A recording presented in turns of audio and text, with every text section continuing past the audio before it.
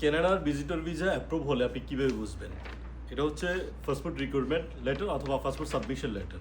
Passport submission letter বা requirement letter এটা আসলে কি? এটা হচ্ছে ভিসা অ্যাপ্রুভাল লেটার।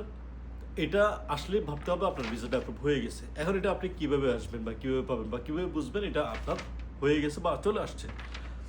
কানাডার ভিজিটর ভিসার জন্য অ্যাপ্লাই করতে গেলে অনেক লম্বা একটা প্রসেস থাকে। ওই প্রসেসটা কমপ্লিটের পরে আপনি যখন বায়োমেট্রিক দিবেন, বায়োমেট্রিক দেওয়ার উইথিন 50 ডেজ পর, বা সৌদি আরব যারা আছে তাদের জন্য 50 ডেজ প্রসেসিং টাইম, 50 ডেজ পর আপনার মেইলে অথবা আপনার পোর্টালের মধ্যে চলে আসবে এই পাসপোর্ট সাবমিশন লেটারটা, যদি ভিসা অ্যাপ্রুভাল আসে।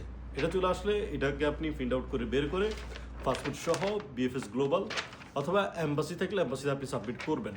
এটা সাবমিটের উইথিন 7 ডেজের মধ্যে পাসপোর্টের স্টিকারটা লাগিয়ে আপনাকে কুরিয়ার করে দিবে। এটা হচ্ছে পাসপোর্ট সাবমিশন লেটারের মূল বৈশিষ্ট্য। এটা আসছে, ভিসা অ্যাপ্রুভাল হয়ে গেছে। যাদের আসলে কানাডার ভিসা প্রয়োজন, কানাডার ভিসা প্রসেস করতে যেতে চায়, কানাডার ভিসা প্রসেস করতে চায়, ভালো প্রফেশন আছে, তাদেরকে আমরা কানাডার ভিসা প্রসেস করে দিব। যদি আপনার ভালো লেগে থাকে ডেফিনেটলি আমাদের সাথে যোগাযোগ করতে পারেন, শক্স ট্রাভেলস এন্ড ইমিগ্রেশনে যোগাযোগ করতে পারেন। আপনাদেরকে আমরা কানাডার ভিসার A to Z টোটাল প্রসেসটা